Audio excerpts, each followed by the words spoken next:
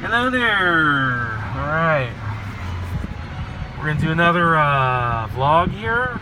We're going to do a talk on archetypes. I'm pretty close to a community college. It's right around the corner over here that I went to back in the 90s. And I have a talk real quick. I got some Bud Light Clamato. I can drink that after I'm done with this and uploading them. We're talking about archetypes. Okay, this is Mario and Pauline. Okay, and she's the damsel, he's the hero. I like this cartoon, by the way. This is Gary Larson, The Far Side. This is Mary and a little lamb. The guy says, "Hold it. There's a car across the street. You sure you weren't followed, Mary?" I like The Far Side. So we got Mario trying to save the damsel. It's an archetype of a hero, a brute, and, you know, the damsel in distress. Here's a little more of that. We're going to talk just quickly. There's 7 female archetypes. There's actually more, but this is just one of the conceptions of it. You get the lover, you get the mystic, you get the sage, you get the huntress. Whoops. You get the mother. You get the queen. You get the maiden. And this is coming from womenlovepower.com. B7, okay? So an archetype is a very typical example of a certain person or thing. Over here at Chafee, where I went, I took communications classes, and Carl Jung was very big on symbols and archetypes. Now we're going to talk about wisdom of Homer Simpson, because he talks about the archetypes in college. Okay? He says, "Marge, try to understand there are 2 types of college students, jocks and nerds. As a jock, it is my duty to give nerds a hard time." See? Revenge of the Nerds was a movie during the 80s where nerds beat the jocks and won their women, and, you know, they beat them in contests and stuff. You know, these are archetypes. The Breakfast Club kind of expanded it a little more. And at the end, Brian says, "Dear Mr. Vernon, we accept the fact that we had to sacrifice a whole Saturday in detention for whatever it was we did wrong, but we think you're crazy to make us write an essay telling you who we think we are, and you see us as you want to see us in the simplest terms, in the most convenient definitions. But what we found out is that each of us is a brain, and an athlete, and a basket case, a princess, and a criminal." Does that answer your question? So, these are the archetypes. There's many archetypes. You know, Wizard of Oz has different archetypes. Okay? I was a little more of a misfit when I was in high school, believe it or not. There's a song by Oingo Boingo on the album Only a Lad called "On the Outside." Okay?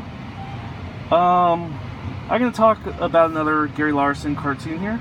This is Lewis and Clark. And July 2nd, 1805, "While the cur did it again today.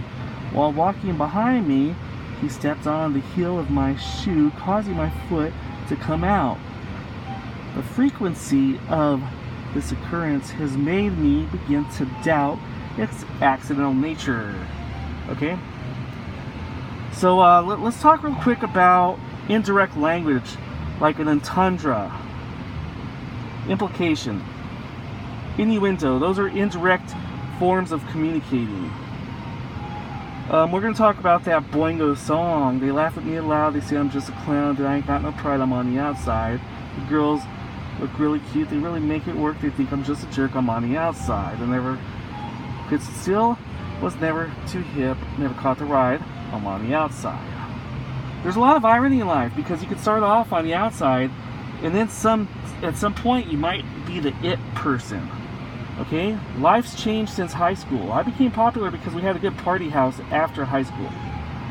Also, the demographics have changed in California, and I used to be in the majority. Okay.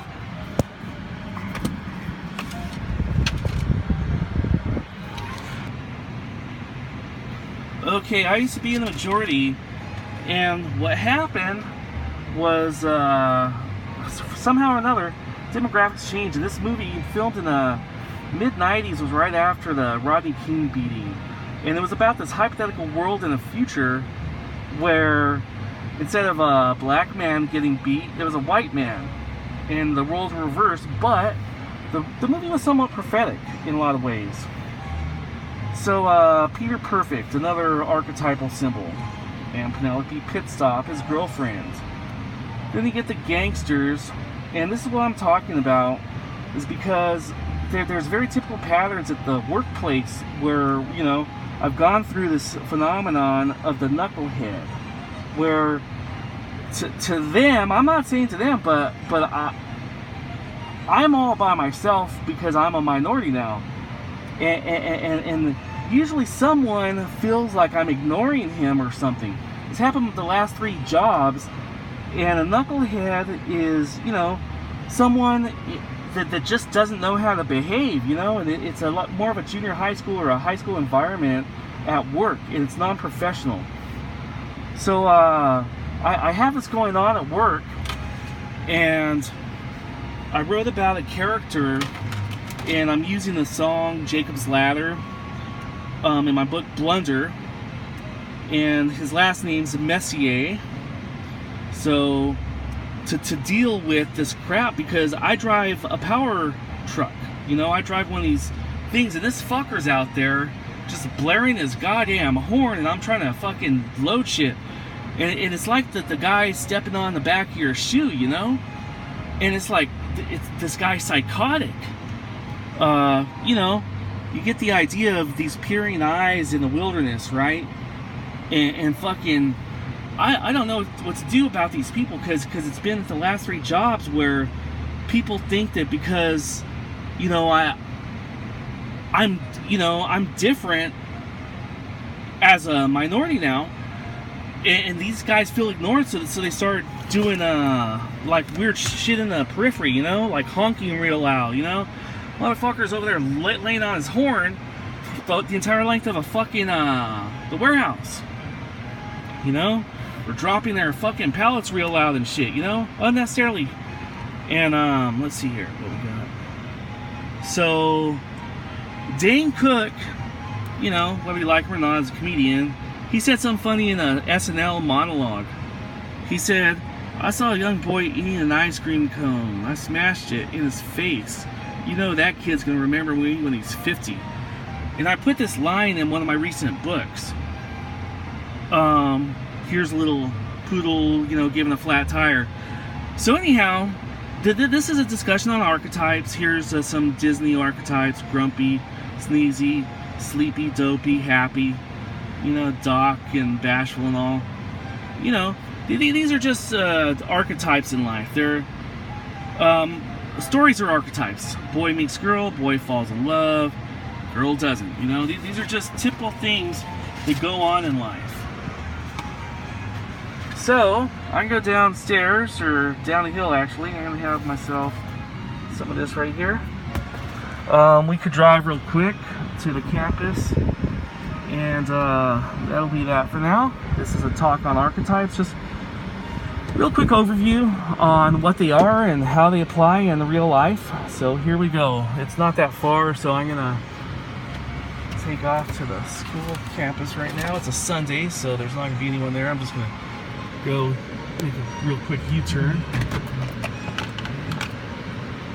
Here we go. Okay. Here. Alright.